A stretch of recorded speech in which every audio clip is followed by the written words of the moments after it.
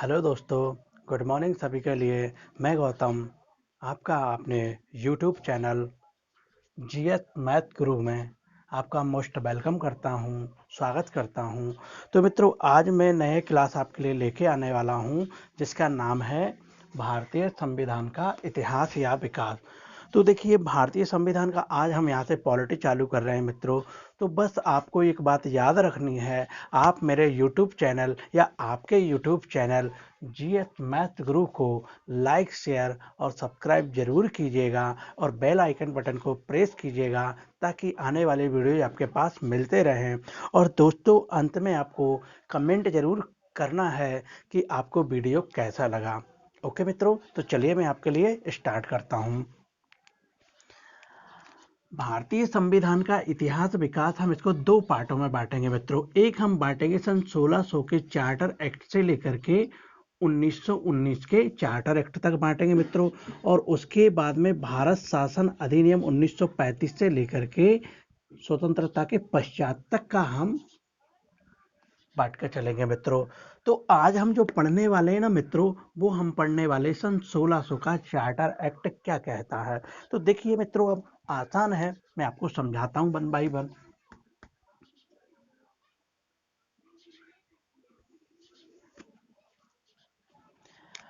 मित्रों, सन 1600 का charter act आपको बस ध्यान से समझना है अच्छे तरीके से, और मैं आपको ये विश्वास दिलाता हूं कि मैं आपको क्लास में ही आपको याद करा दूंगा। ओके, बस आपको ध्यान से समझते हुए चलना है मेरी बातों को लेकर के। ओके, चलिए। सन 1600 का चार्टर एक्ट, तो यहाँ पे चार्टर का मतलब क्या हुआ मित्रों, आपको मैं बता देता हूँ। चार्टर का मतलब होता है राजलेख। चार्टर का मतलब होता है मित्रों राजलेख। तो अब यहाँ पे बात ये आई मित्रों कि सन 1600 को चार्टर एक्ट कहता क्या है, तो मैं आपको बता दूं, सुनते चलिए आप। 31 दिसंबर सन 1600 को महारानी एलिजाबेथ प्रथम ने लंदन में ईस्ट इंडिया कंपनी की स्थापना कर दी और यह कंपनी को 15 वर्षों के लिए पूर्वी देशों के साथ व्यापार करने की अनुमति दे दी।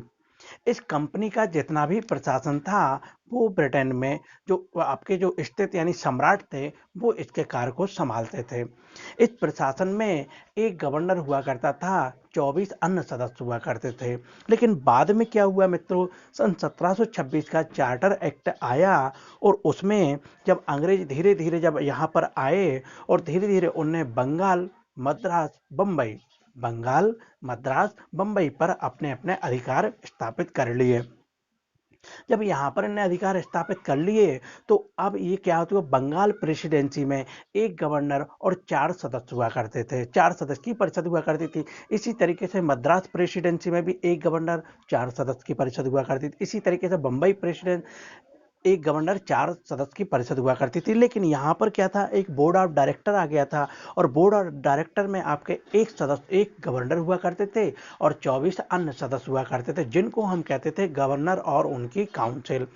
तो मित्रों, यहाँ पे आपको ध्यान देना है, सन 1600 के चार्टर एक्ट में क्या था कि प्रशासन का जो भी कार्य संभालता था वो संभालता था सम्राट।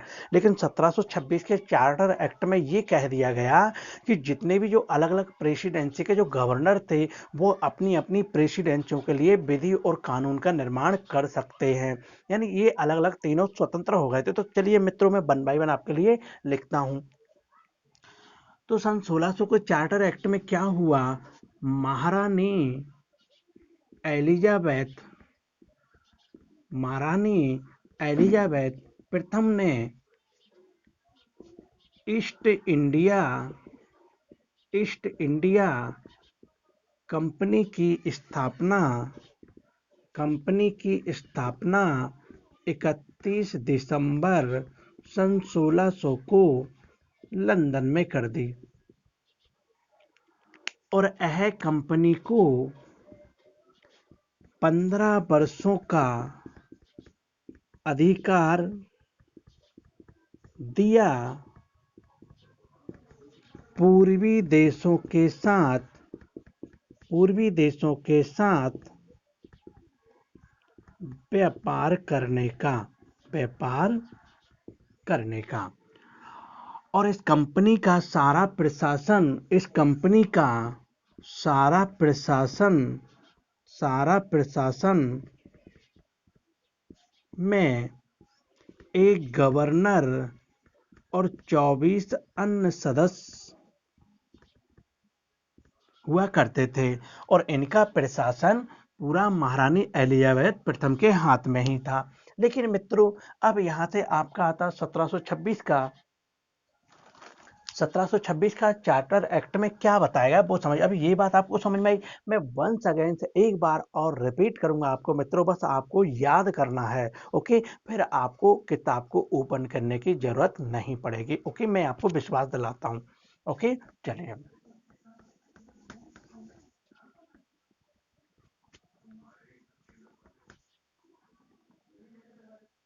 अब यहां पर मित्रों देखिएगा 1726 का चार्टर एक्ट।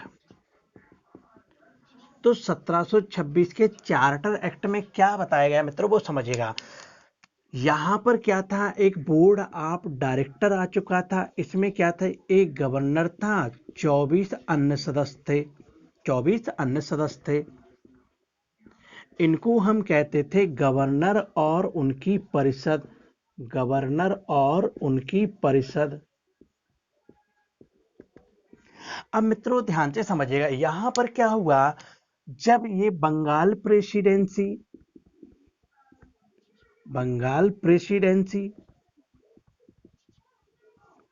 मद्रास प्रेसिडेंसी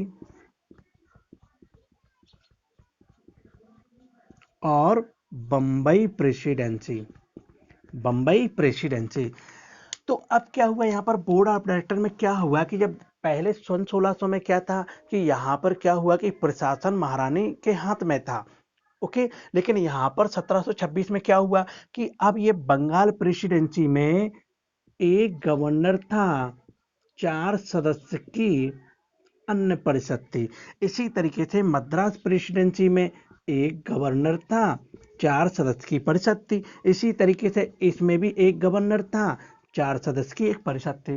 तो यहाँ पर इनको अधिकार दे दिया गया कि आप अपने अपनी प्रेसिडेंसियों में अपने हिसाब से विधि या कानून का निर्माण कर सकते हैं। ओके, तो यहाँ पे इन तीनों प्रेसिडेंसियों यानी तीनों प्रेसिडेंसियों के गवर्नर अलग अलग बना दिए गए और उनको ये अधिकार दे दिया गया कि आप अपनी प्रेसिडेंसी के हिसाब से आप वहाँ के लिए नियम या विधि या कानून का निर्माण कर सकते हैं। तो ये बात यहाँ पर हो चुकी थी। ओके मित्रों, अब यहाँ से आपकी बात जो आती, जो आपके एग्जाम के पॉइंट ऑफ व्यू से मोस्ट इम्पॉर्टेंट है, तो चलिए मैं आप बात करता हूँ 1773 का रेगुलेटिंग एक्ट।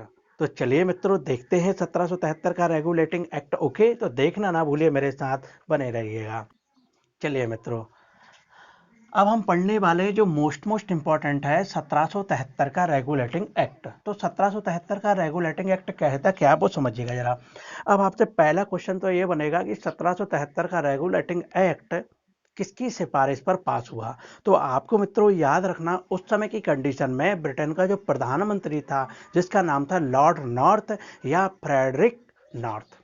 क्या था, लॉर्ड नॉर्थ या फ्रेडरिक नॉर्थ।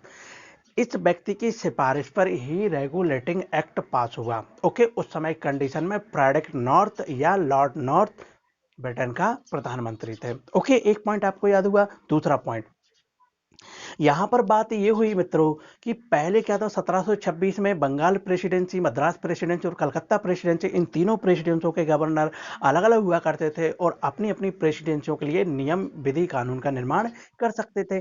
लेकिन यहाँ पर 1773 के रेगुलेटिंग एक्ट में अब कुछ नई चीजें यहाँ पर जोड़ दी गई। जोड़ क्या दी गई मित्रों वो समझिएगा कि कहा गया है, इसमें कहा गया ये कि जो बंगाल प्रेसिडेंसी है, जो बंगाल प्रेसिडेंसी है उसके अंदर मद्रास प्रेसिडेंसी और बंबई प्रेसिडेंसी को इसके अधीन कर दिया जाए। जिसके एक बार मैं समझाता हूं मित्रों, देखिए जो बंगाल प्रेसिडेंसी या कलकत्ता प्रेसिडेंसी थी, इसके अंदर मद्रास प्रेसिडेंसी और बंबई प्रेसिडेंसी को शामिल कर दिया गया। ओके, अब यहां पर क्या हुआ, बंगाल प्रेसिडेंसी का जो गवर्नर था वो दोनों प्रेसिडेंटों को और मिला करके अब ये बंगाल के गवर्नर को हटा करके हमने कर दिया बंगाल का गवर्नर जनरल। और ऐसा मानते हैं संभवतः बंगाल के प्रथम governor general Lord Warren Hasting थे।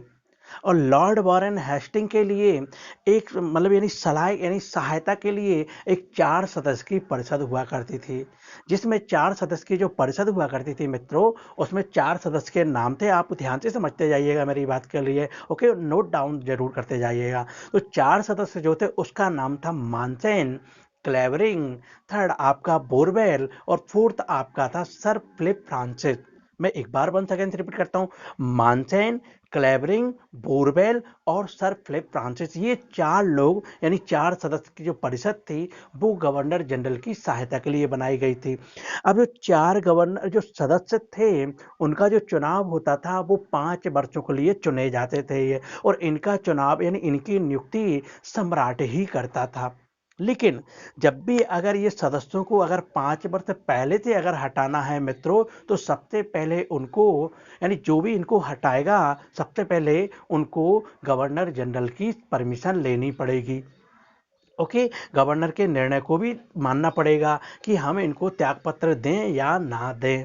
ओके मित्रों, तो चलिए नेक्स्ट पॉइंट यहाँ से ये आता है कि हमने यहाँ पर एक सुप्रीम कोर्ट की स्थापना की बात भी की, कलकत्ता में सुप्रीम कोर्ट की स्थापना की बात भी की। लेकिन मित्रों हमने 1774 में एक सुप्रीम कोर्ट की स्थापना भी कर दी, जिसमें एक मुख्य न्यायाधीश थे, 3 अन्य न्यायाधीश थे।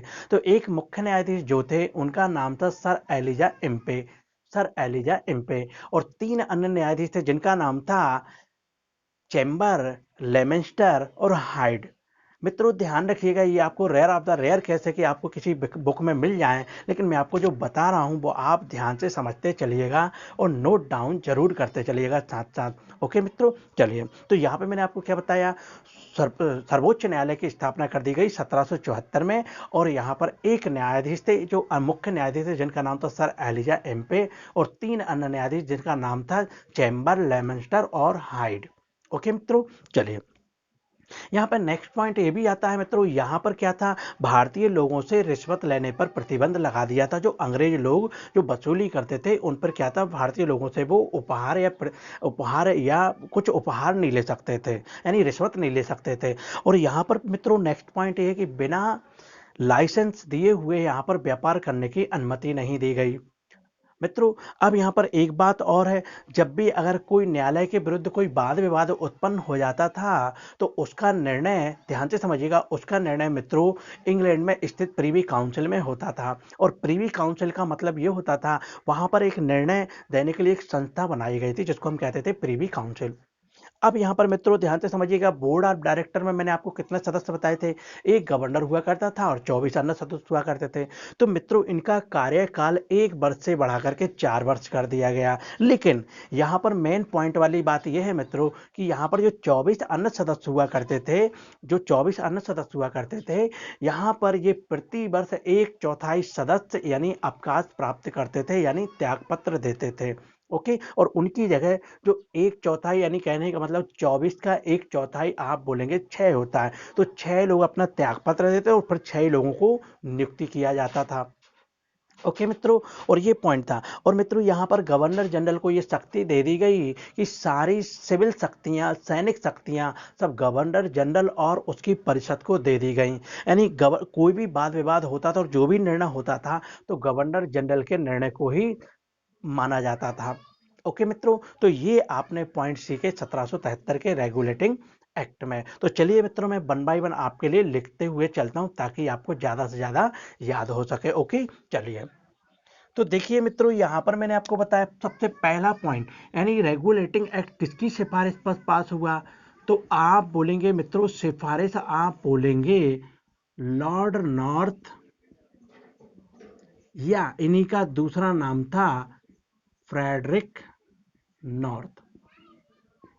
आप बोलेंगे रेगुलेटिंग एक्ट किसकी सिफारिश पर पास हुआ, तो लॉर्ड नॉर्थ और लॉर्ड एंड फ्रेडरिक नॉर्थ, यानी ये उस समय की कंडीशन में ब्रिटेन के प्रधानमंत्री थे।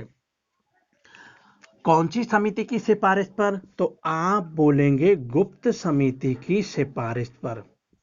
गुप्त समिति की सिफारिश पर। ओके मित्रों, नेक्स्ट पॉइंट क्या था? नेक्स्ट पॉइंट ये था कि जो बंगाल प्रेसिडेंसी थी, तो बंगाल प्रेसिडेंसी के अधीन हम मद्रास प्रेसिडेंसी और बम्बई प्रेसिडेंसी को अधीन कर दिया गया। यानी बंगाल प्रेसिडेंसी के अंदर ही इन दोनों प्रेसिडेंसियों को मिला दिया गया। और बंगाल के गवर्नर जो था, बंगाल के गवर्नर को हटाकर इसका नया नाम दे दिया बंगाल का गवर्नर जनरल। और ऐसा माना जाता है मित्रों, बंगाल का प्रथम governor general Lord Warren Hasting थे। लॉर्ड वॉरेन हेस्टिंग थे। लॉर्ड वॉरेन हेस्टिंग के लिए सहायता के लिए 4 सदस्य की परिषद बनी थी, जिसके नाम थे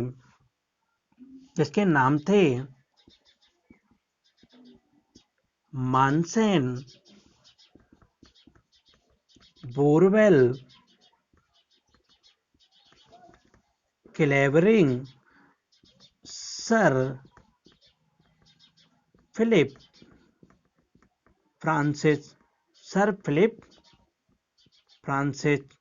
ये आपको मित्रों याद रखना। और ये चारों सदस्यों की जो नियुक्ति थी वो 5 वर्ष के लिए होती थी।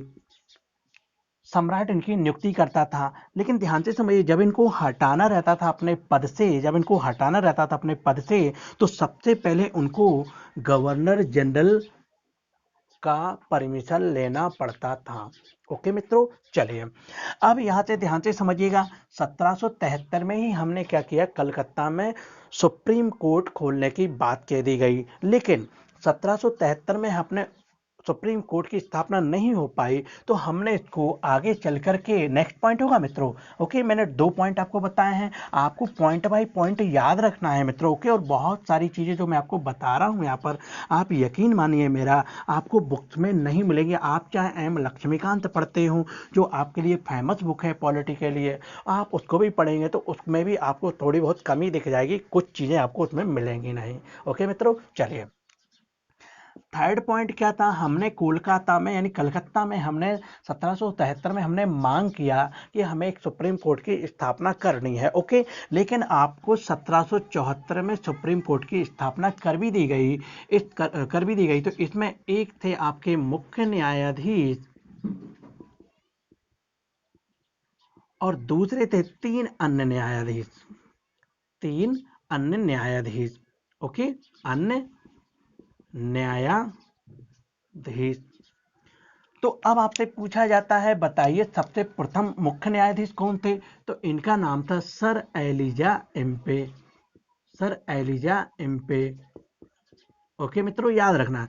3 अन्य न्यायाधीश भी आपको बहुत सारी बुक्स अगर आप पढ़ेंगे ना मित्रों, तो आपको मिलेंगे ही नहीं। चलिए मैं आपको बताता हूं। मैंने आपको बताया है चेंबर, लेमेस्टर और हाइड। ये तीनों आपको ये याद रखना है मित्रों। अब यहाँ पर फोर्थ पॉइंट क्या होता है मित्रों, समझने की कोशिश कीजिएगा मेरे साथ। फोर्थ पॉइंट ये था कि यहाँ पर बोर्ड ऑफ डायरेक्टर में, ध्यान से समझिएगा मित्रों, बोर्ड ऑफ डायरेक्टर में आपके पास एक गवर्नर हुआ करता था, 24 अन्य सदस्य हुआ करते थे। तो ध्यान से समझिएगा, बोर्ड ऑफ डायरेक्टर का जो कार्यकाल था, जो सदस्यों का कार्यकाल था मित्र, वो 1 वर्ष से बढ़ाकर, यानी 1 वर्ष से बढ़ाकर 4 वर्ष कर दिया। लेकिन मित्रों यहाँ पे एक पॉइंट याद रखना, जो 24 अन्य सदस्य थे, यहाँ पर प्रतिवर्ष 1/4 सदस्य, यानी 24 का 1/4, 6 सदस्य अपने पद से क्या करते थे, त्याग पत्र देते थे, और इनकी जगह पर 6 नए पद लाए जाते थे। ओके मित्रों, ये आपको पॉइंट याद रखना है। ओके, अब नेक्स्ट पॉइंट क्या होता है मित्रों, समझते चलिएगा आगे चल के। नेक्स्ट पॉइंट ध्यान से समझिएगा जरा, पर मैं आपको एक बार रिपीट करूंगा पूरा। आपको मैं जितना पढ़ाऊंगा, पहले मैं आपको 1 नहीं 2 नहीं 3 बार रिपीट करूंगा मित्रों। ओके, अब आपको एक बार में ही याद हो जाए। फिफ्थ पॉइंट क्या था मित्रों, यहां पर जितनी भी सैनिक शक्तियां थीं, सैनिक शक्ति, सिविल शक्ति, सैनिक शक्ति, सिविल शक्ति सब गवर्नर जनरल के हाथों में चली गई। गवर्नर जनरल और उसकी जो परिषद थी उसके हाथों में चली गई। और जो भी जब कोई वाद विवाद होता था उसका जो निपटारा करता था, जो निर्णय करता था, वो निर्णय देने का अधिकार भी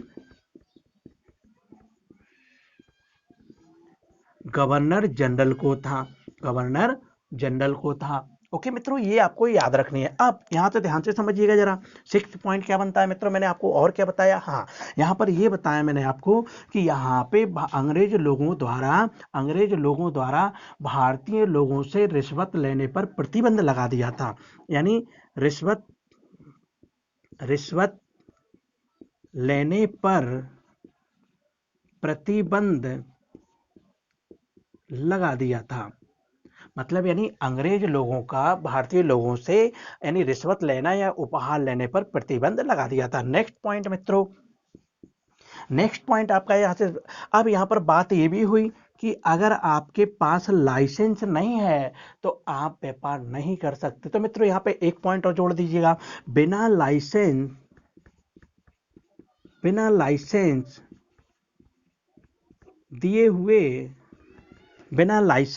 दिए हुए व्यापार करने की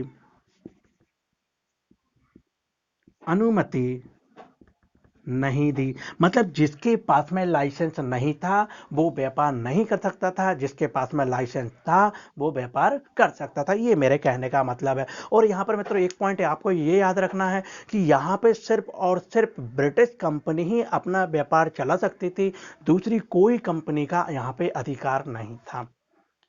तो मित्रों देखिए जरा, मैं आपको एक बार रिपीट करता हूं, जरा हमें 2 मिनट लगेंगे, पूरा मैं एक बार रिपीट करता हूं, आप अच्छे तरीके से सुनते चलिएगा। ओके चलिए, मैंने आपको पढ़ाया, सबसे पहले मैंने आपको पढ़ाया भारतीय संविधान का इतिहास या विकास। तो क्या होता है, तो मैंने आपको बताया सन 1600 का चार्टर एक्ट। सन 1600 का चार्टर एक्ट कहता है 31 दिसंबर सन 1600 को महारानी एलिजाबेथ प्रथम ने ईस्ट इंडिया कंपनी की स्थापना लंदन में कर दी और इस कंपनी को 15 वर्षों का अधिकार दे दिया पूर्वी देशों के साथ कि आप जाइए पूर्वी देशों में अपने साथ व्यापार करिए। ओके मित्रों, तो यहाँ पे और इनका जो प्रशासन में थे, एक गवर्नर हुए करते थे और 24 अन्य सदस्य हुआ करते थे। ओके मित्रों, तो ये जो प्रशासन संभालने का काम था वो सम्राट का था। लेकिन 1726 में जब अंग्रेजों ने अपना धीरे धीरे बंगाल पर अधिकार कर लिया, मद्रास पर अधिकार कर लिया, कलकत्ता पर अधिकार कर लिया, यानी कहने वाला बंगाल कलकत्ता एक ही था, और बंबई पर अधिकार कर लिया, तो अब इनका क्या था, अलग अलग गवर्नर को नियुक्त कर दिया गया और इन गवर्नर में एक गवर्नर हुआ करता था, अलग अलग प्रेसिडेंसी में एक गवर्नर हुआ करता था और 4 सदस्य की परिषद हुआ करती थी। ओके मित्रों, तो अब यहाँ पर पहले जो प्रशासन का जो नियम कानून बनाने का श्रेय सम्राट को जाता था, लेकिन 1726 में यानी अलग अलग प्रेसिडेंसी, यानी कहने का मतलब बंगाल या कलकत्ता प्रेसिडेंसी, मद्रास प्रेसिडेंसी और बंबई प्रेसिडेंसी, इनके गवर्नर को ये अधिकार दे दिया गया कि आप अपने अपने प्रांत में अपने हिसाब से विधि कानून का निर्माण कर सकते हैं।